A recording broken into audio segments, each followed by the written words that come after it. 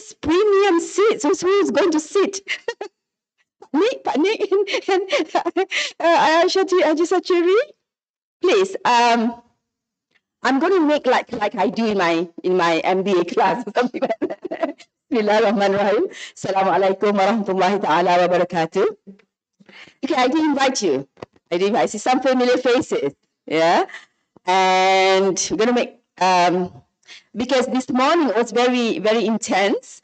And I'm sure there are a lot of things in your mind that you would like to contribute to the discussion. And so this afternoon will be the session where we bring together our thoughts, our reflections of what we have this morning. Yeah.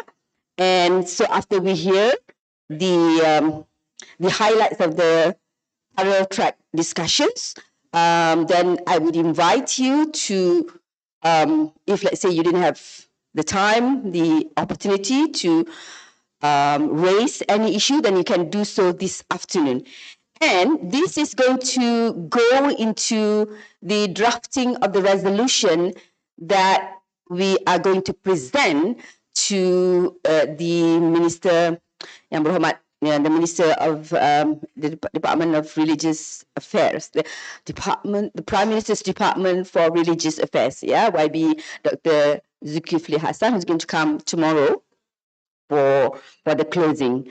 Now, Alhamdulillah, after weeks of working, and in fact, this idea, Pak Nik, dah berapa tahun kan kita nak buat ni, since the 2021, the first webinar, the humble, modest beginning of FEM. Alhamdulillah, after 5 years, we arrived today, and I'm so pleased to see the response, and people say, a lot of good things, and Alhamdulillah, So I hope we're going to get the group of people today, this afternoon, who's going to make it more impactful and bring it beyond the walls of the World Trade Center.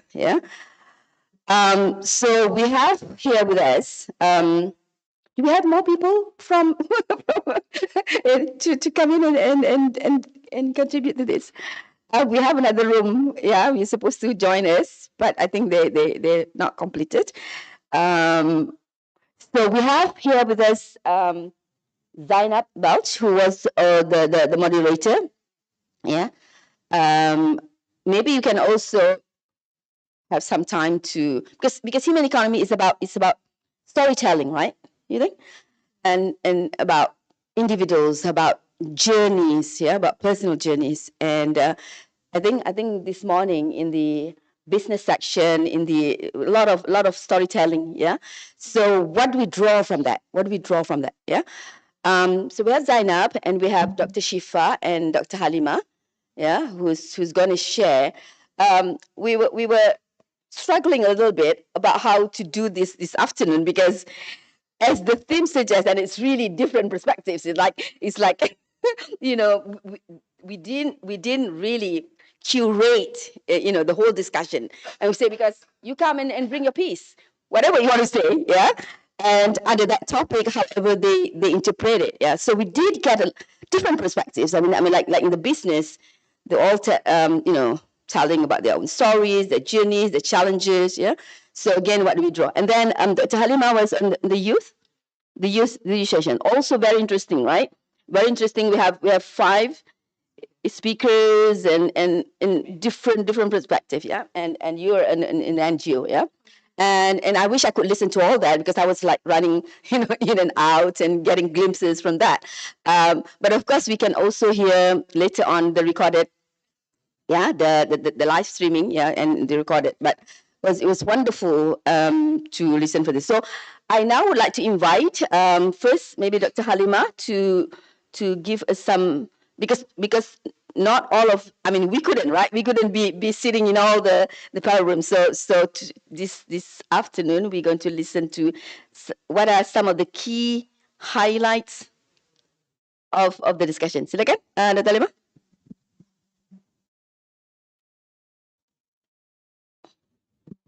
Okay, Bismillahirrahmanirrahim. Assalamualaikum warahmatullahi wabarakatuh. Thank you so much to our moderator, Professor Dr. Sadia. and also our friends, Dr. Shifa, and also Zainab, and Sister Zainab, and also guests and also participants today. All right, so actually, this morning, okay, I'm from, we bring about youth forums, okay. So today, the youth forums present very powerful and also timely message that they talk about that. And economy should not be judged only how fast it goes, okay, how much it's produced, and also how competitive its market become. But the true success, okay, must be measured by its ability to protect the human dignity, create meaningful opportunities, strengthen communities, and also ensure that no one, especially we talk about the young generation, young people, and vulnerable groups, is left behind. So we have 5 speakers, okay, which discuss different issues, and their presentation were connected by one central principles is about the economy must serve humanity rather than treating human beings merely as instrument of productivity. So the first speaker, we have Ms. Helianti, okay, as founder and also executive chairperson of Jawara, Indonesia. So she discussed that the challenge, okay, facing by rural communities and the gradual disappearance of Indonesia's food heritage. So what we see here, many young generation, okay, they left behind, they left their religious, okay, because they believe that the farming offers little income, okay, dignity, and also no future opportunity. So what happened? We can see that in rural areas, okay, the rural areas populated mainly by the elderly people, so the children, and many young generation they migrate to the another place, especially we talk about the urban areas. So what we see here, Miss Helente highlight that the young generation they are not just looking for the basic job, but they're also looking for the future they can belong to. So, what Jawara has done, they transform this young generation looking, agriculture is something that is, we call is very productive. So, Ms. Lianti demonstrate that this situation can be transformed. So through Jawara, okay, the traditional agriculture, the local biodiversity, indigenous knowledge, so culture and also culinary heritage are developed into creative rural enterprise. So here the presence of creative economy, okay, and the young generation encouraged to see themselves as not simply as conventional farmers, okay, but also as a food entrepreneurs. And they become the innovators in terms of food entrepreneurs, and they bring the local nature into the world. So these several examples demonstrate the potential of this approach, as we can see that the young generations, okay, the young entrepreneurs from the uh, Indonesia, they develop, for example, here they have like chef table rendang, okay, to preserve and also commercialize the culinary heritage, okay, and also they bring, okay, their local product to the international market, and now they have market their products into 34 countries, and they are now used by the Michelin star chef. So the main lesson here, we can see that the young generation, they are not seek income alone. but they are also looking for the purpose, pride, identity, and a future to which they feel they belong.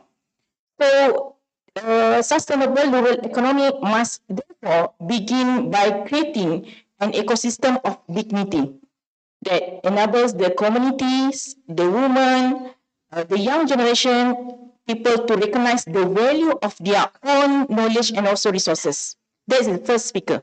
Okay, very interesting. As we know that, for example, in Malaysia, maybe we have our food heritage, right? So we can bring up our young generation to make it internationalized. Okay. Okay, so the second speaker, we have Mr. Muhammad Izzat Afifi Abdul Hamid. He's the president of Majlis Belia Malaysia.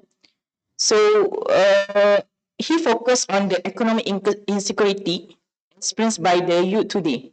So we know that our world currently we have approximately around 1.2 billion young people.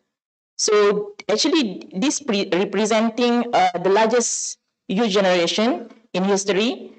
Sorry, Dr. Halima, if you could maybe highlight, like what are the learning points from the presentation? So okay, so because I go to one by one, that maybe is taking time. Maybe we want to see what are the lessons from the youth session. Okay, all right. Because actually, each speaker they have perspective, right? Yeah. So if you could summarize into like maybe 3 points that we can get from that session.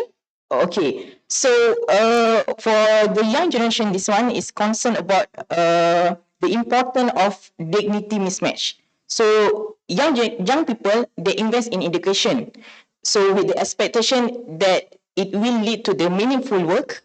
But however, many graduates they are forced into the low skill, semi-skill, insecure, and also temporary employment. So in nearly 1 in 3 graduates reportedly works in semi-skilled or low-skilled occupations. So this actually, this condition affect the income, okay, and other factors, and also it's contribute to the anxiety, okay, the delay of marriage, and also the family formation. So rather, economic and social system frequently fail to provide them with sufficient opportunities and use their abilities. So this is the second speaker, and we have third speaker. All right. So Mr. Ali Zakwan mentioned about economy of hate. Okay. So how we can see that the issues about the Rohingya refugees, okay, in Malaysia, is present about the how misinformation, social media algorithm, fake account, and also automated bots, okay, and also viral narrative. Actually, it creates we can describe as an economy of hate. All right. So that is from a third speaker, and also for the fourth speaker, we have Mr. Ahmad Fawaz discuss the role of Adab Youth Garage, which they are working with the disadvantaged young people, especially living in the urban areas, as Adab Youth Garage address this problem through space, all right, safe physical and also emotional environment outside home and also school. Because it centered the young people receive informal education, mentorship, positive social interaction, and also leadership opportunities, and also the practical skills. All right. And we have the last speaker. Okay, we have Miss Hadiah from IUM. She brought the discussion about they have 4 major challenges, okay, facing by the young people. First is about career uncertainty, which caused partly by rapid technological and also AI development. All right, loneliness and also anxiety despite constant digital connectivity, right? And also limited political representations, and unequal access to education and employment. So, her proposed solution include lifelong learning, mentorship, compassionate communities, formally supported space, greater youth participation, and also protected educational opportunities for the vulnerable groups, including the refugee children. So that's from Youth Forum. Thank you, Halima. I think before I the other presenters, I would like you to engage in this discussion. And I often tell my students that they may have the same one women here in front of them, but they may be getting, after a lecture or after a presentation, different people may process it differently. Yeah. So after listening to that, and some of you were also in that room, right, for the youth session, are there any reflections from the audience? How do we process that? Are they telling the challenges, or are they telling how they go to society and provide solutions? What do you make of that? Silakan. I mean, if you and anyone would like to engage and contribute, and we have some university students here, yeah.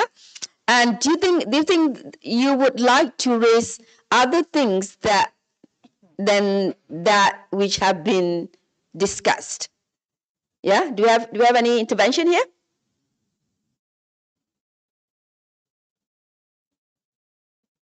No. Pak Nik pergi grup mana Pak Nik?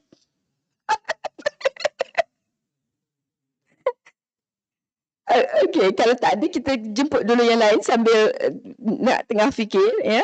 Because I think we come to a dialogue where we promise ourselves that we're not going to be just bystanders, yeah. We're going to contribute to that dialogue, and then we're going to tomorrow have a resolution, yeah.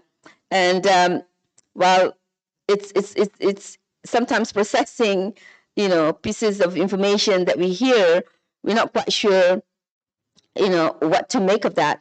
One of the things that sometimes I share in my class, like a thinking hat, is what we call the DEEP model.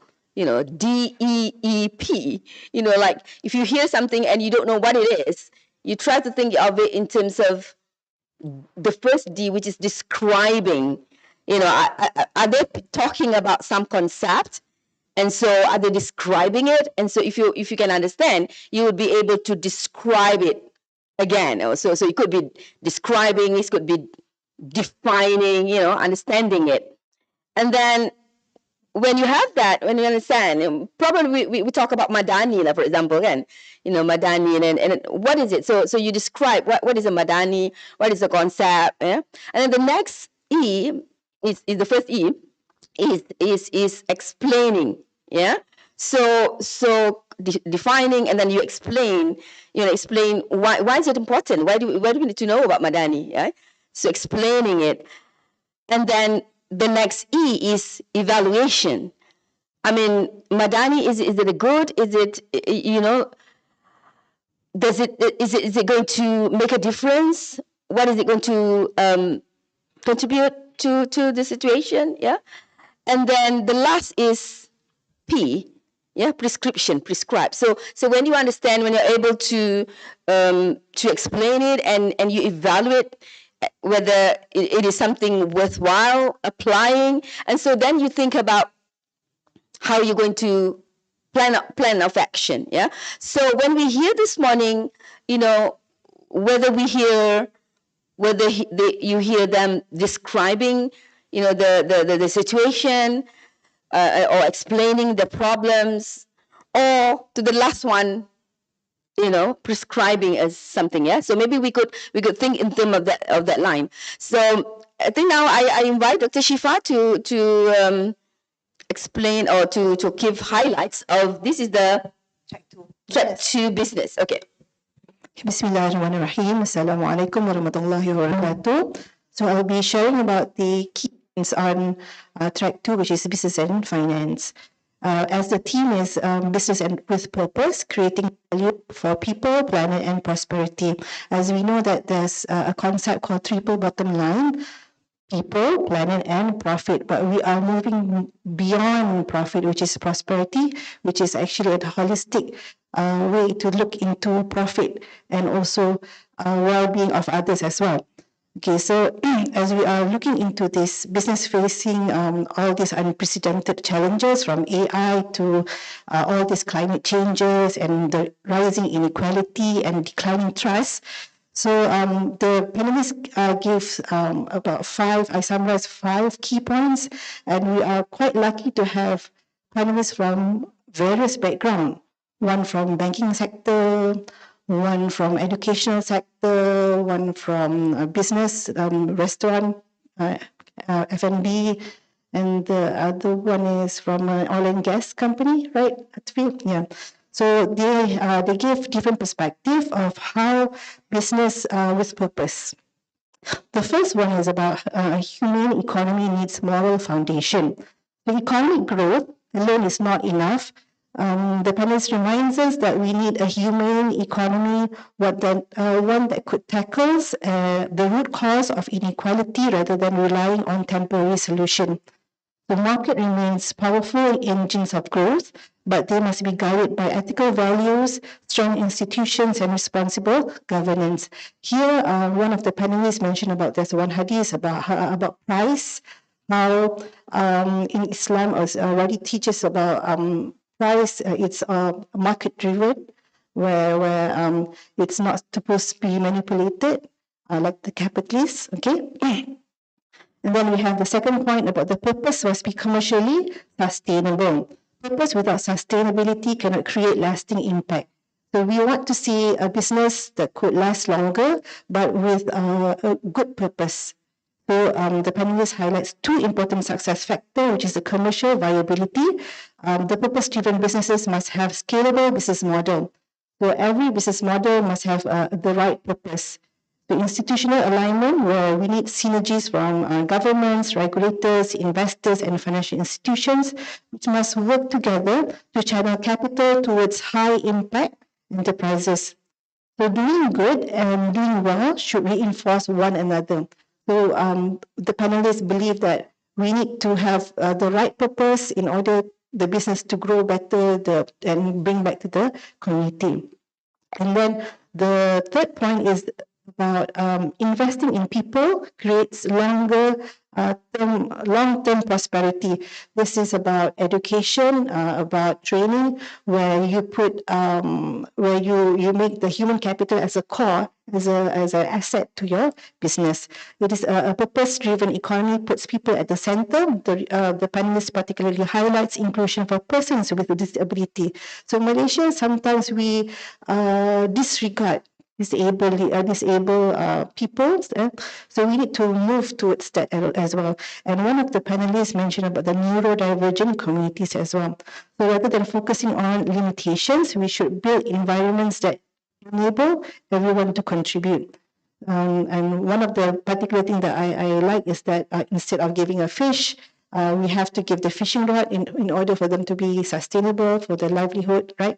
And then we could create more opportunities for their well-being, for the opportunities for employment. So when people strive, businesses and society will strive together as well. So you can see that business and society is a subset of each other, right? Okay, so the next one is leadership with purpose. Purpose starts with leadership. The report, the panelist demonstrates that successful organizations prioritize people over short-term profit. So they have to change their mindset of maximizing profit per se only. So resilience over quick gains and long-term trust over immediate return. So trust is a very important element in the business sector. So business that protects employees, especially during the difficult times, ultimately build stronger brands and more resilient organizations. And lastly is redefining your success. So when we mention about redefining success is that we don't only look into ROI, but we want to look into ROV, return on values. And we could see, we could evaluate ourselves. Are we improving our business? Do we improve our people's life? Do we reduce inequality? Do we protect the environment? And lastly is, can we create more opportunities for our future generations? So these are the things that have been discussed by all panelists, and I think that's all from me. Dr. Shifa, listening to the speakers, do you think they're not business as usual? No. No? I believe there are a very extraordinary people that have a futuristic driven values, which is doing business beyond profit. They have a larger, they're already doing it. yes, Yeah. they have a larger view of business. They want to create impact to the society. They want to build the community together alongside with their business. And I think there was one question or one issue being raised whether having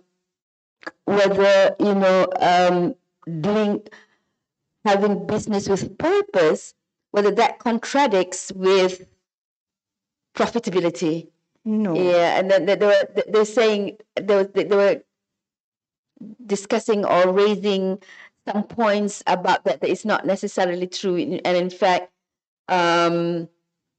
that may be even better for sustainability, right? I think they're talking along those lines. I didn't get that one, but from my perspective is that when you mention business, it must be profitable because it's not a charity entity, charitable entity. So whenever you mention it's a business, whether or not it's a license to operate, you need to have profit in order for you to survive. And then you have to go along and figure out how to make it strategic view and so on, so that you But can. I think I was going in and out, but I was listening to one very important point being made, because a lot of businesses feel that if they have to, like think about this humane economy, donation and being good and giving good salary, then you are compromising on profitability. Yeah. But I remember when I was doing my fellowship as a research fellow in Oxford, and I read a study made by University of Oxford and also in collaboration with Arabesque, and the paper has along this line that doing good is good. The bottom line is that, if you have, let's say, I think that one, the research, some 200 businesses, and these are businesses with values, with purpose. And the bottom line is that in terms of longer term profitability and sustainability, they are more resilient. They are in fact not compromising on profitability. So the conclusion was that being good is good. Like if you are good to your company, to your staff, your employees, and then sustainability issues, environment, and all that, it may, in the beginning, may cost you higher, yeah. But because you are retaining good workers, and you are, especially now that the consumers or people who buy your products, they're more aware of the sustainable issues, and they would choose. They can choose, right? And they may be, for example, consumer now has a lot of power to exercise their power, and if they feel that with BDS, for example, the boycott and sanctions, yeah, if they know that companies are against Palestine or not protecting the rights or not supporting the struggle of the Palestinians, then you can have the choice not to buy that, and that would be. So I think businesses need to now be aligned with mission and purpose, more, and then studies show that with Islamic finance, for example, the values-based intimidation, research after research. I don't know, Prof. Norma is here. Yeah, research. A lot of research shows that companies which adopt issues of sustainability, ESG, for example, are doing a lot better and more resilient in the longer term. maybe Prof. Noma can share some findings on that one. Anything you want to raise, you just raise your hand, okay? Want to have some interventions. Now, I invite Zainab to give highlights of what was being discussed. Your group is on the NGO, right? Yeah, okay. Thank you so much, Professor Sadia. Before we begin, you know what? I want to congratulate you. I think you fed people enough that some are sleeping. Can we take a moment and we all stand up and breathe in and breathe out? Let me start by an example. Please, can we all stand up for a moment? So 3 people sleeping. We can all stand up. This is what a social activist can do to you. I'm really thinking, should I continue talking to them or should I do something about it? But then I'm like, nah, we need to do something. Please look at your neighbor and say hi to your neighbor. Hi. I'm thinking, I think now you can take a seat. I hope we are well awake right now and we'll be focused for the next few minutes. Assalamu alaikum and good afternoon, everyone. My name is Zainab Bulge and I had the opportunity to moderate today's morning session, track 3, with the community and social impact under the theme of building trust. I want to, before I go dive into the key takeaways, I want to first of all give the credit to the panelists. We had 4 amazing panelists. We had the first one was from Yapin. His name was, I'm sorry, I have to look for his name. Yapin? Yeah, from Yapin. Saiful? No, Mr. Yusaini. Mr. Muhammad Yusaini. He's from Grass. He's from Grass? Yeah. Okay. Saini? Tango? Saini. So let me start with Dr. Mastura Muhammad, who was the director of PAS, one of the libraries, and she had a very good initiative about the transit library, and it was really amazing. The people who had been in that room knows how it was really amazing. I can see someone already shaking their head. I loved that session, and I hope the people who joined us also loved. So I want to give you key takeaways, but I want to give the credit to the panelists.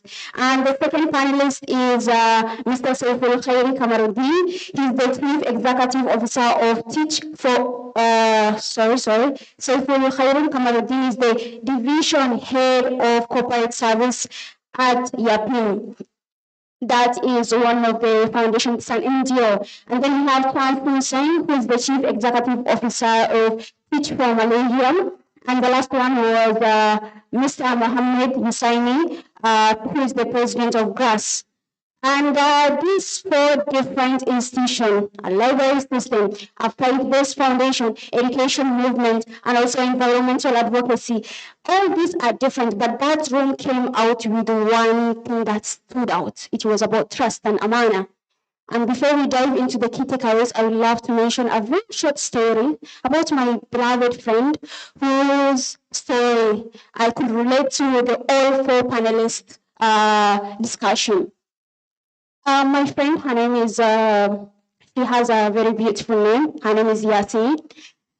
She had, at the age of 3, she lost both her parents. Actually, was shot dead. And within a few period of time again, she was left with 2 elder siblings. They are both men. Both of them, they were shot dead also. She remained all alone. A relative took her to an orphanage. From that point, someone took her to the orphanage. She was all alone. It was someone who believed in her and took her somewhere to be helped. It wasn't her family member. It was someone random. It didn't stop there. Someone adopted her again. It was still someone else believed in you. And she had the opportunity to stay with the family for 18 years. But the family gave up. 18 years, they took care of her. She had cancer. After every single 3 months, she had to, the cancer kept on coming back and coming back. So it reached a point they ran out of finance and they were just like, we couldn't do it anymore. And they gave up on her because she was now an adult.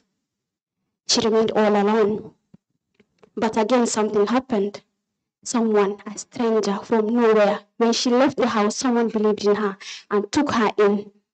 Right now, she's running of one of the biggest business in her area. It's called Ekonomi, Mombasa.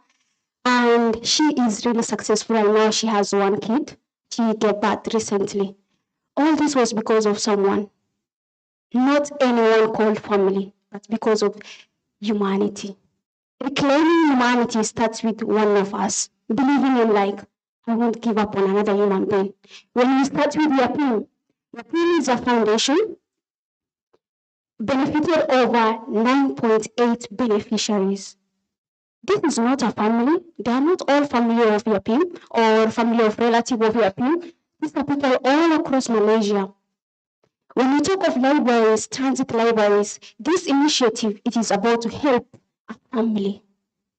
It's all about helping someone. So this panel session was really powerful because it's about not giving up on another human being. It doesn't have to entirely be someone who's close relative to you. It just has to be a human being. We just have to be a human so that we feel for another human and take action about it. And about grass, it is about environmental advocacy. This is a manner because everything around us, every natural, be it human being, be it a plant that needed like on the ground, be it like anything in its nature form need to be maintained. It doesn't have to be something that we are related to. It just has to be something that has a life. So when we talked about grass, also the same thing. It's about the environment, but environment has a life. It's a plant, it has a life. Forest has a life. When you live in the forest, how do you feel? You feel wonderful. Like the peace that you get from this needs to be maintained.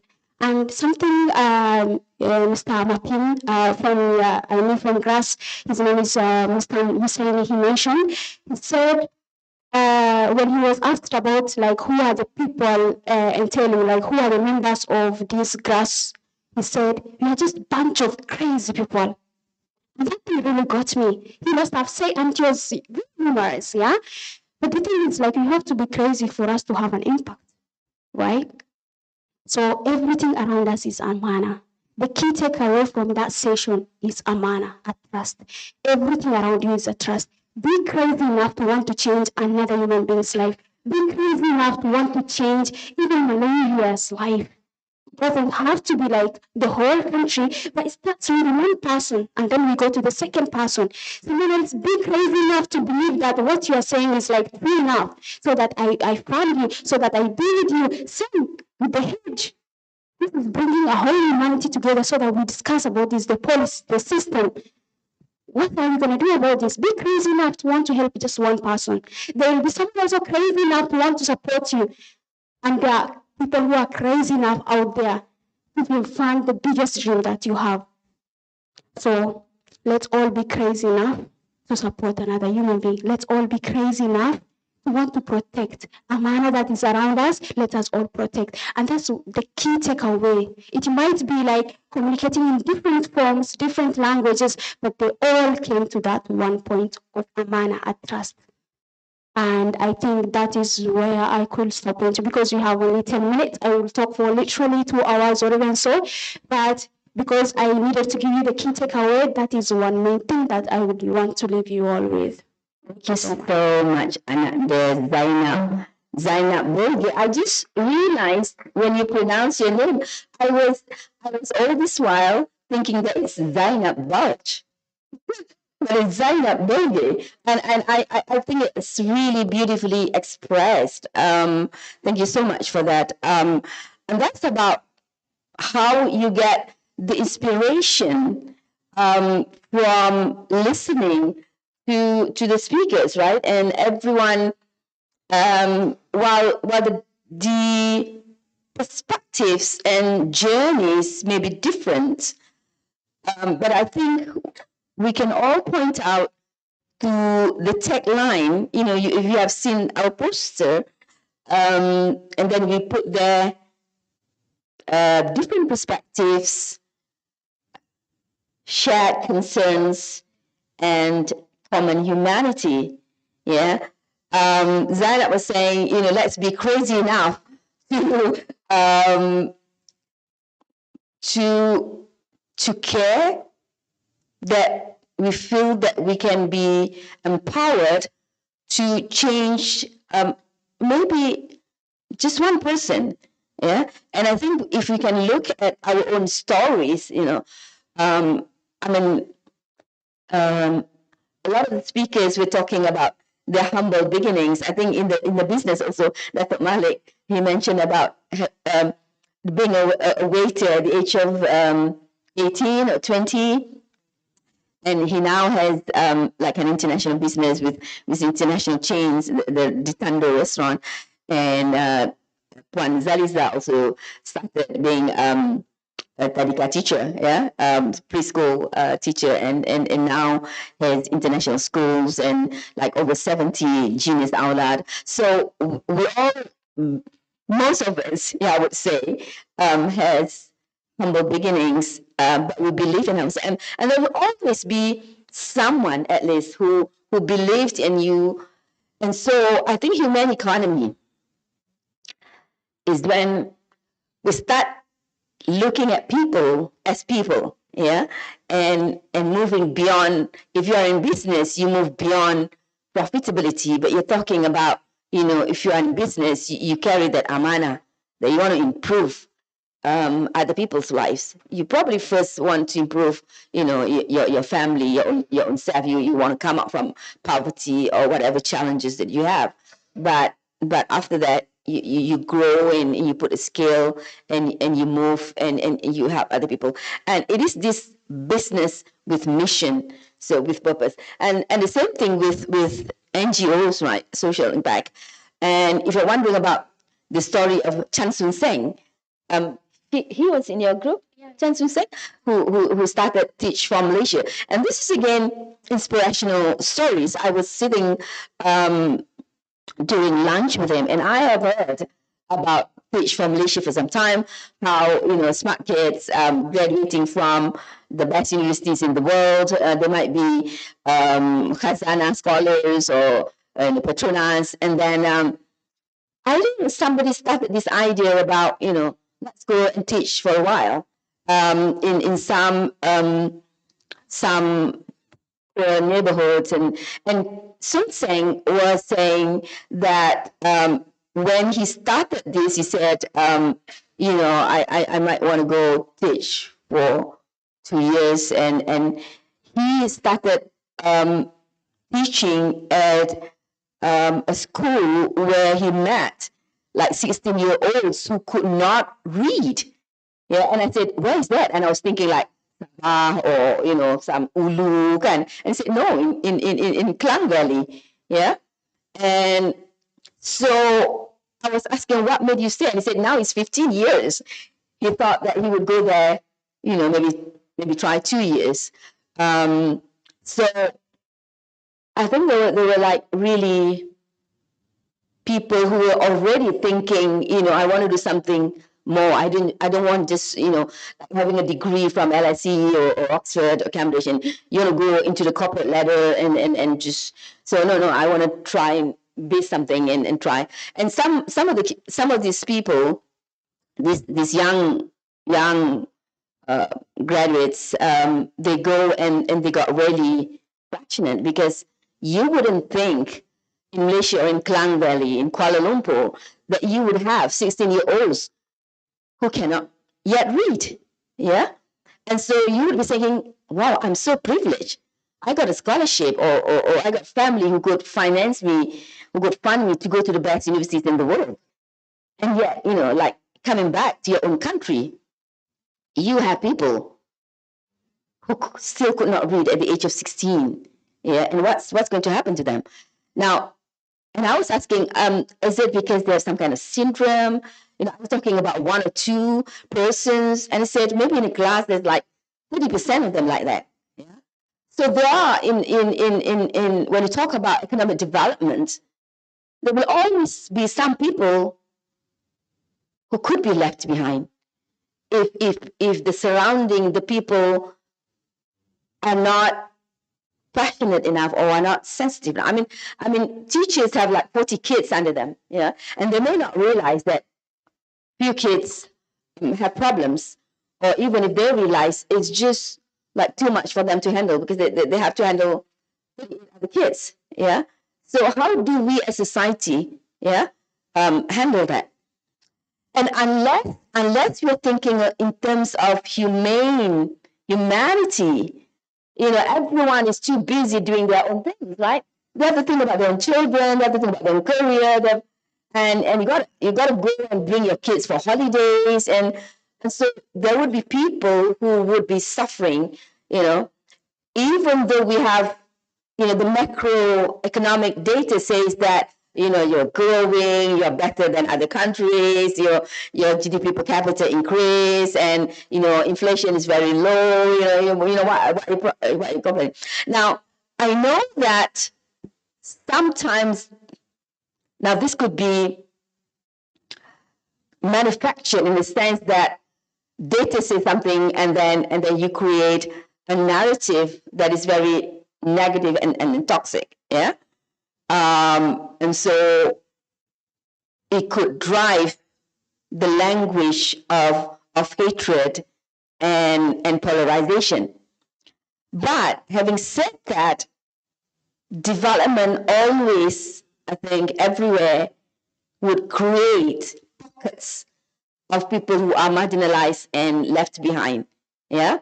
However good the policies are, however, some politicians may be very good and maybe very reason, but there are all these people, I think. And one of the things is that inequality, right?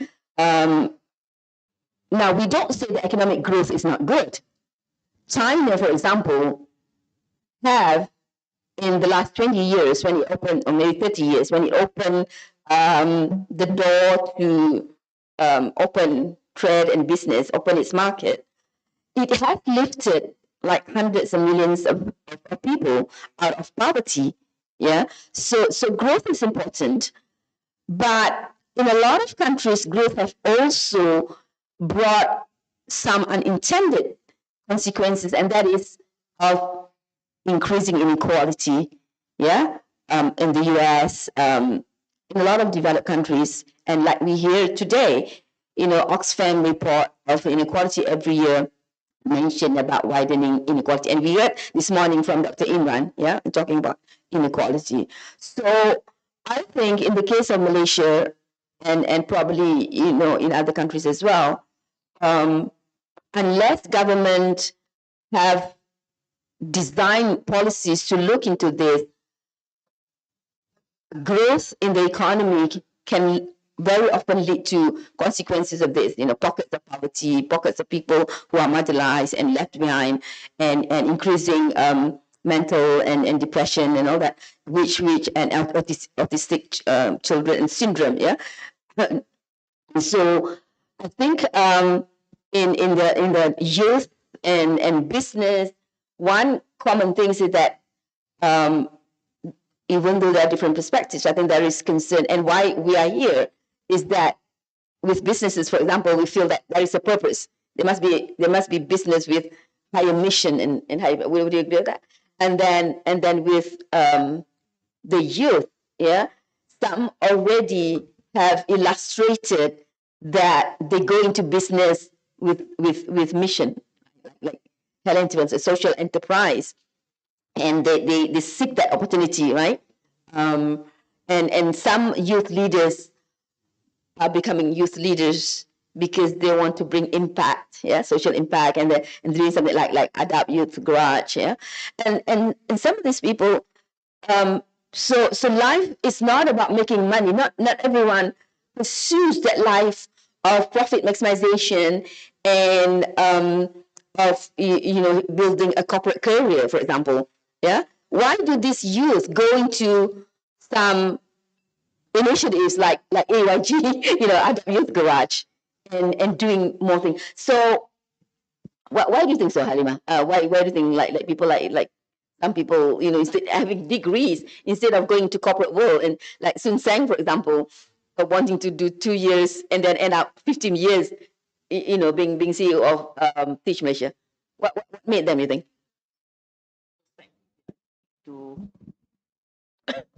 Actually, they are looking into what they can bring.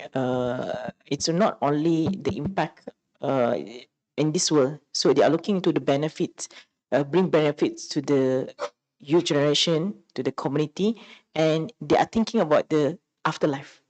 So, so because of that, they are not only looking for the like money, profit, but also they are looking into impact, what they can actually bring after life. So because of that, we have Adapt Youth Garage. Actually, their mission is very successful. They changes the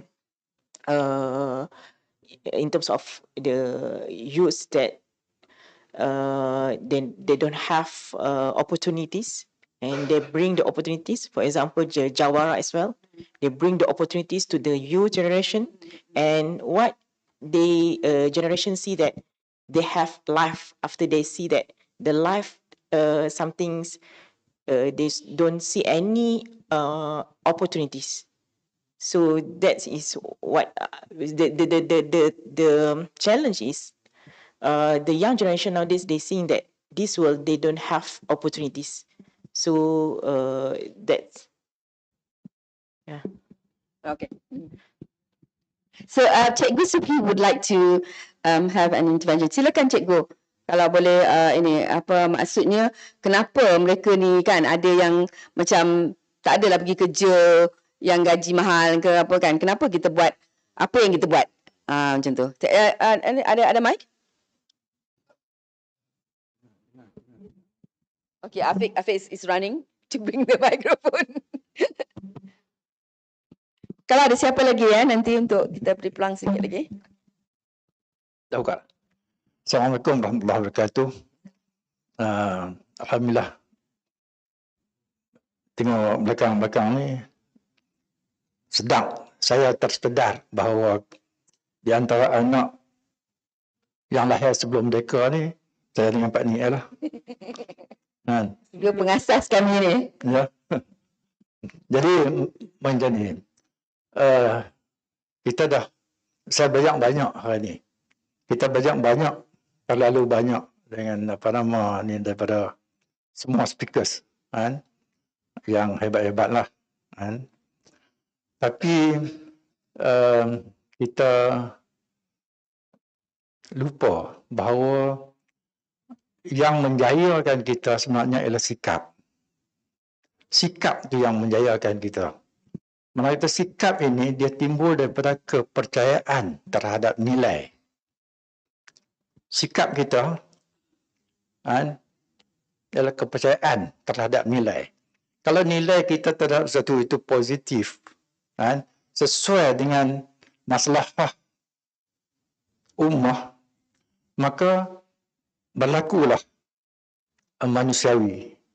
Kalau sikap kita tidak sesuai dengan keperluan ataupun maslahah ummah, maka tidak berlaku manusiawi.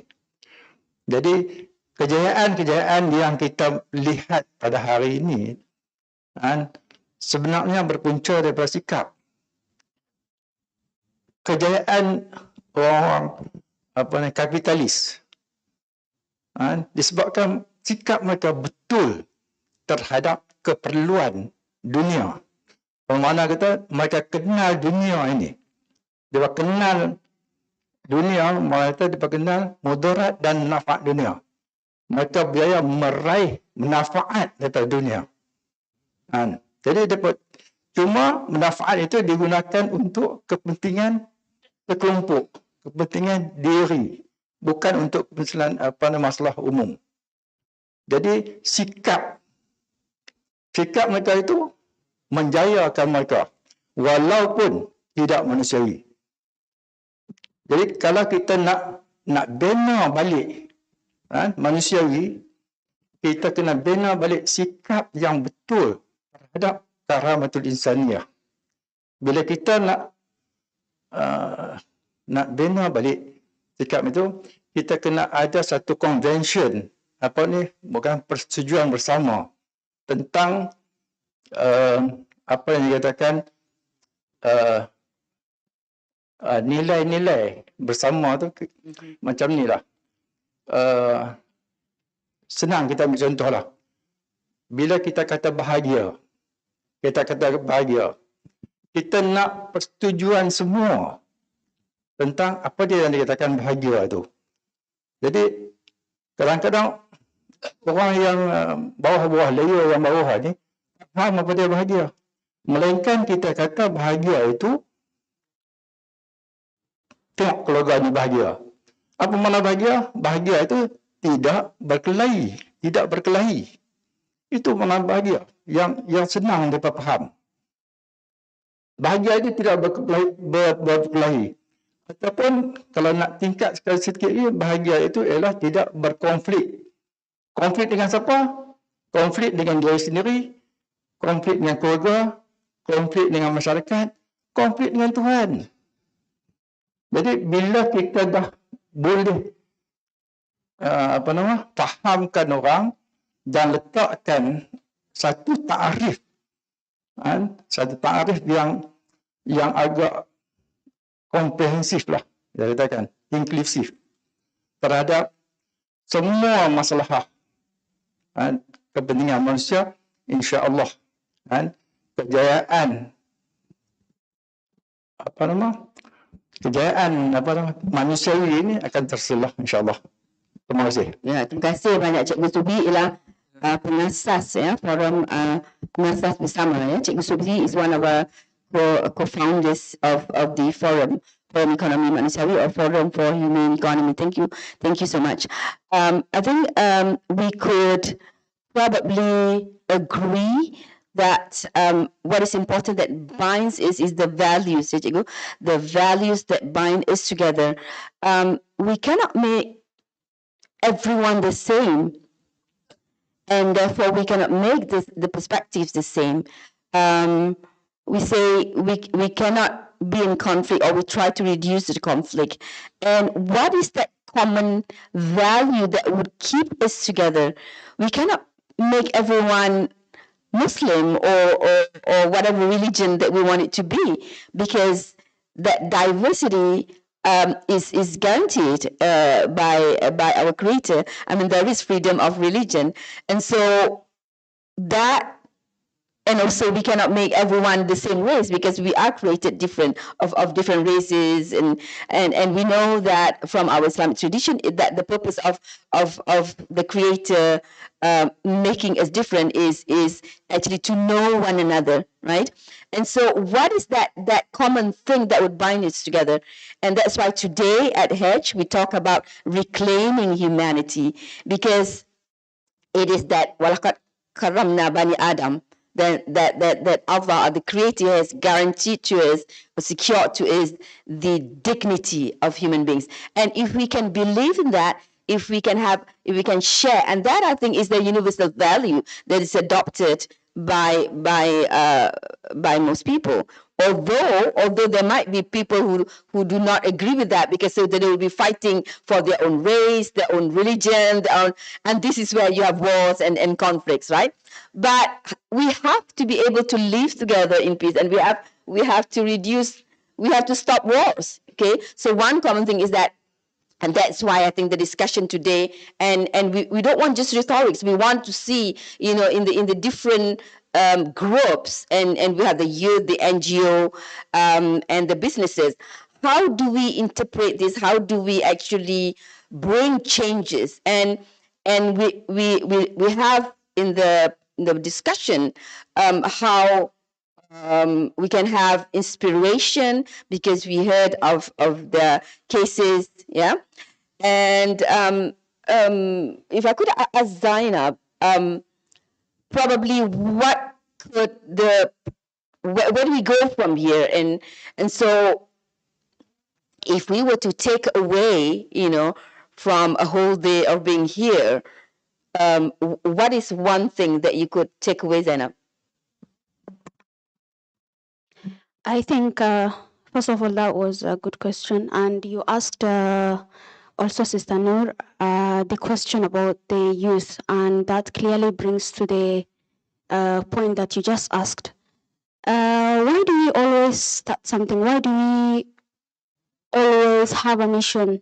The people who initiated anything in their lives, why did they actually initiate it? What was their mission? Why did the mission even comes to being?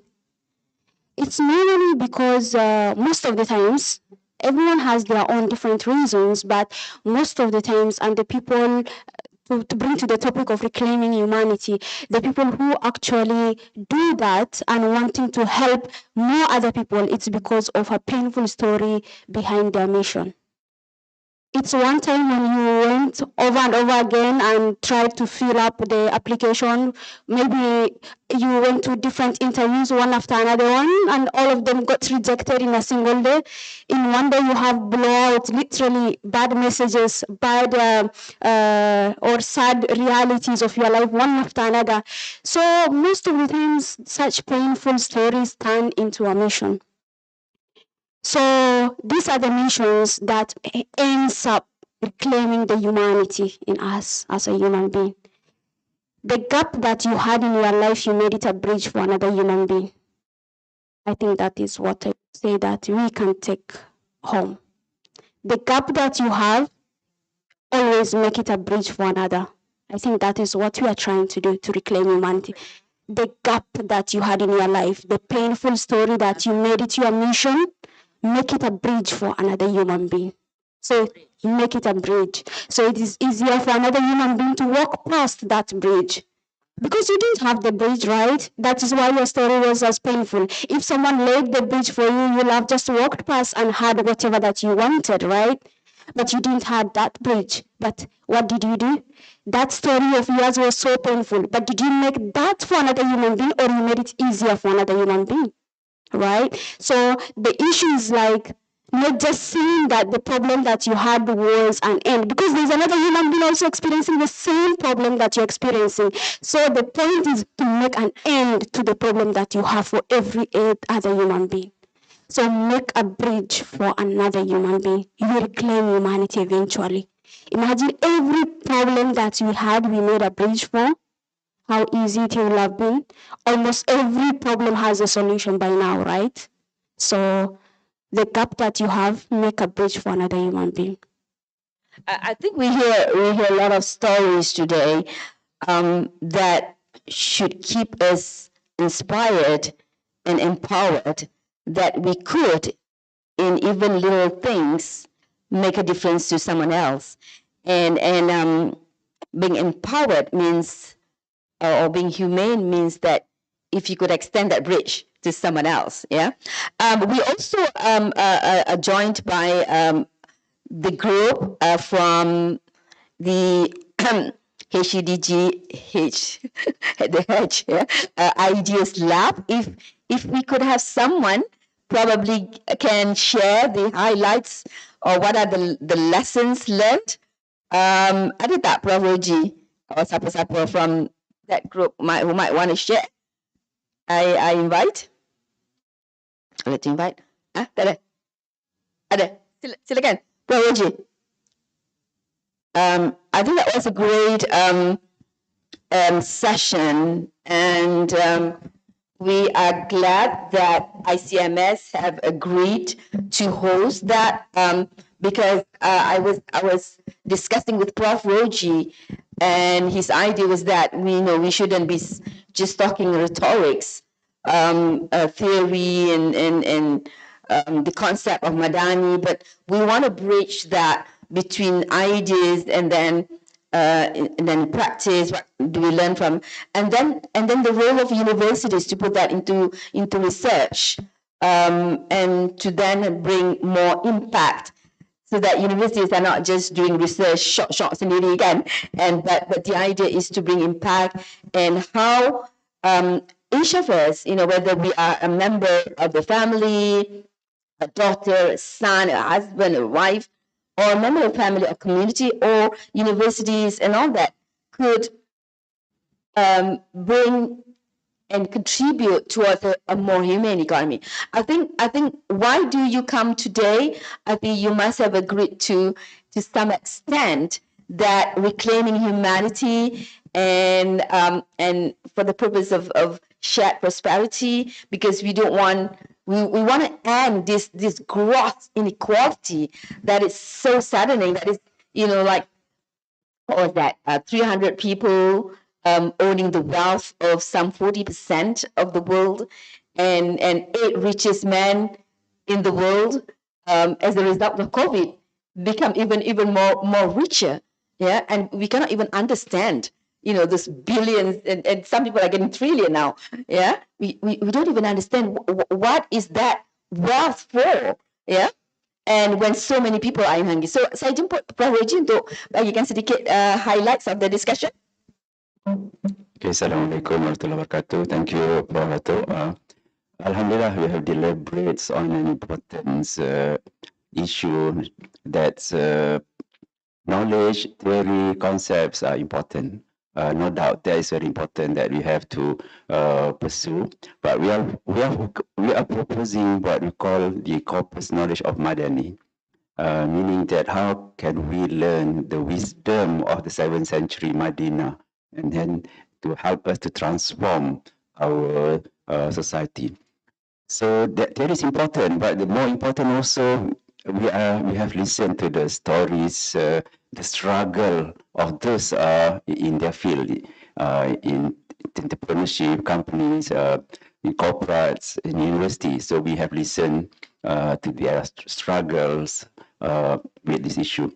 So of course, Alhamdulillah, the Vice Chancellor of UNICEF, Prof. Hassan, has outlined an important 7 so-called area where we should leverage, focus, and take advantage to move forward. I think that is another a good indications that UNICEF is willing to pursue this concept of the knowledge that we can call it the Madani corpus of knowledge. Not only in terms of, but also to how to transform them so that the industry, the society will benefit from that endeavor.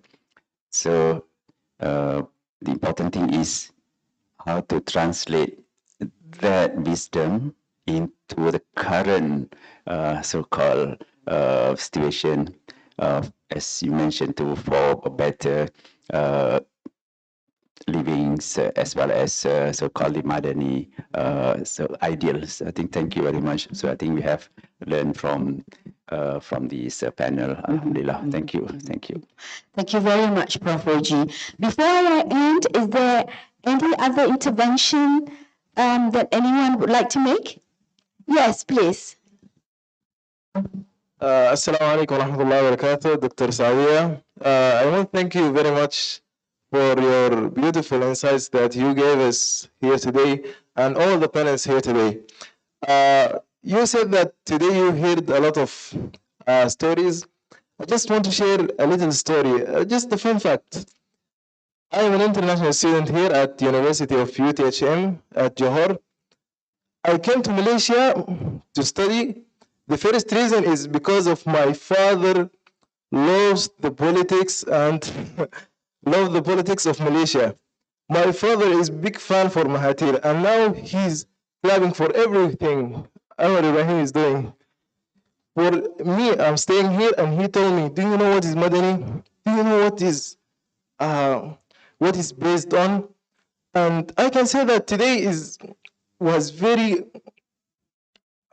Today I learned a lot of things. Like today I learned more about the humanity and how the economic should not rely on the people. Economic is already being made. Why? To help the people and to be the people to be rely on, not the difference. I can say that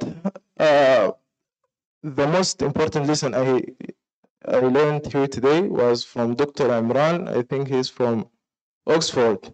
He said the key of the transparent or the key of connection between the society and the individual is the transparent and being in the language to be in the middle between the politics and the people.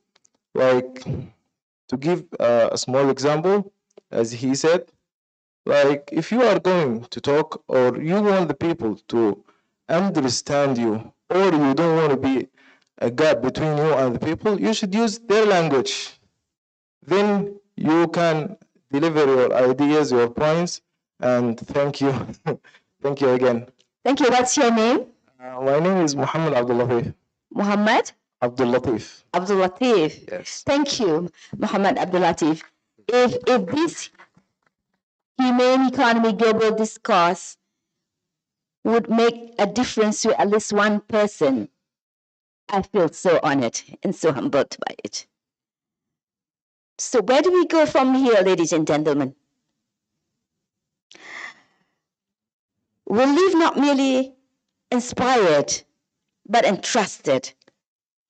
Entrusted to build institutions with integrity, entrusted to empower others, and entrusted to honor the dignity of every human being. I feel a bit emotional because I had wanted to plan so much for this day.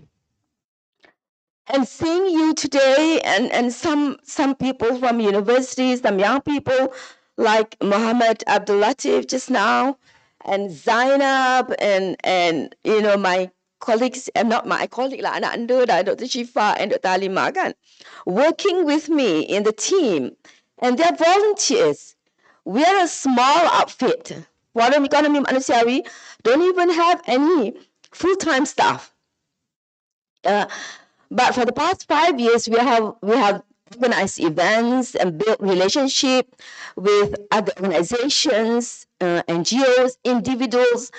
And so I think today, you know, what materialized is the result of that, building relationship and having a vision. And terima kasih banyak Pak Nick, and saya sangat-sangat menghargai jasa-jasa guru-guru dan penasihat kami macam, you know, Cikgu Subhi dan juga Pak Nick, ya.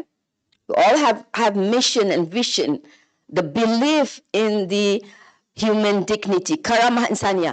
If we are to live in peace in this world, regardless of race, regardless of religion, regardless of you know, political parties, we have to have a common value, and we feel that is the karamah insania, yeah, the human dignity that Allah already empowers. And if you can go back with nothing but with one thing, and that is the verse from the Quran, Surah Al-Isra, verse 70, yeah. Walaqad karamna bani Adam, yeah, and Allah telah memberikan kemuliaan kepada semua Bani Adam. Itu satu nilai, ya, satu yang sangat berharga. And if we can live together with that value, insyaAllah we can be more humane. And so, because reclaiming humanity, I think must begin with that. Must begin with respect. Must begin with commitment and conviction and kasih sayang and love. Yeah. So it is a daily choice that each of us must make. You know, I mean, if you have power, you are a politician, you're prime minister, of course you have more responsibilities to do. But in our own little ways, in our own circle of influence, yeah, we make a daily choice, you know, in our families, in our organizations, our businesses, and our communities. So if each of us live here carrying that sense of amanah, then HEGD 2026 will not simply have hosted meaningful conversations, but hopefully it will have begun a movement. So one final line, because it fits the spirit of FAM beautifully. The future is not something we inherit. It is something we create together with wisdom, with hikmah, with compassion, and with a deep sense of conviction and a deep sense of amanah. I thank you all, ladies and gentlemen, anak anda semua, guru-guru kami, sahabat-sahabat, ya, semuanya lah yang telah sudi stay sampai petang ni, ya. Semoga Allah merahmati dan memberikan taufik dan hidayah pada kita, memberikan redha atas niat kita, ya, dan cita-cita kita dan usaha kita walaupun sedikit pun Allah nampak. So I would like to end this and thank all the volunteers, all the presenters today, and everyone, including the MC and everyone who have stayed on. Thank you very much, and we see you tomorrow. Assalamualaikum warahmatullahi taala wabarakatuh. Waalaikumsalam warahmatullahi wabarakatuh. Thank you, Professor Dr. Sadia and respected rapporteurs for the insightful reflection and closing remarks. And we'd love to have all of you to stand forward for a group photo. And to all participants, please remain seated. We have one more important agenda for all of you. So let's have Professor Sadia and the rapporteurs for a photo session. Oh, also, for maybe you could remind for tomorrow. I think we still can receive registrations to come. So if you want to get friends, because it is not always that we could have the chance to meet the Prime Minister, and we'd like to listen from him on this humane economy. So you could share. Also, to remind ourselves to be early tomorrow. Yes, because there'll be quite a crowd. Yeah. And if you come late, there'll be security maybe blocking the roads, yeah? So see you tomorrow, yeah? All right. Thank you, Prof. once again. So, ladies and gentlemen, participants, I would like all of you to take out your handphones. Please take out your handphones. All right? Meanwhile, you can have selfies first. All right?